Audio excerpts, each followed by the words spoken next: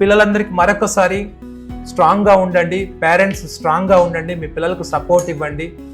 దయచేసి నాన్న ఐపీఎల్కి వీటికి కాస్త దూరంగా ఉండండి. స్పెషల్లీ అబ్బాయిలందరికీ చెప్తున్నాను ఈ మాట, ఐపీఎల్ నుంచి దూరం. మనకేం ఫుడ్ పెట్టదు ఇది. నీ నీట్ ఎగ్జామ్ అయిపోయాక కావాలంటే ఈ మ్యాచ్లు అన్నింటినీ హాట్స్టార్లోకి వెళ్తే రిపీటెడ్ మ్యాచ్లు వస్తాయి. మ్యాచ్ అంతా చూడండి మీరు, తర్వాత కూర్చొని చాలా టైం గ్యాప్ వస్తుంది మీకు. మీరు అనుకున్నటువంటి గోల్స్ పూర్తి చేసుకోవాలి, మీ పేరెంట్స్ అనుకున్నటువంటి గోల్స్ పూర్తి చేసుకోవాలి. సిన్సియర్గా ఉండండి. ఇంతకాలం ఎంత సిన్సియర్గా ఉన్నారో అంతకంటే ఒక 10 రెట్లు ఎక్కువ సిన్సియర్గా ఉండండి. ఇంకెక్కువ డిసిప్లైన్గా ఉండండి, ఇంకెక్కువ హార్డ్ వర్కింగ్ ఉండండి. పోస్ట్ పోన్ చేసుకోకండి వర్క్ని, అస్సలు పోస్ట్ పోన్ చేసుకోకండి. లాస్ట్ ఎగ్జామ్లో మీరు ఎలాంటి తప్పులు చేస్తారో మీకు గుర్తుంది.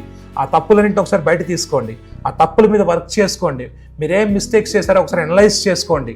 ఈ ఎగ్జామ్లో నీట్ ఎగ్జామ్కి వెళ్ళినప్పుడు నేను చేసిన మిస్టేక్స్ ఇవి.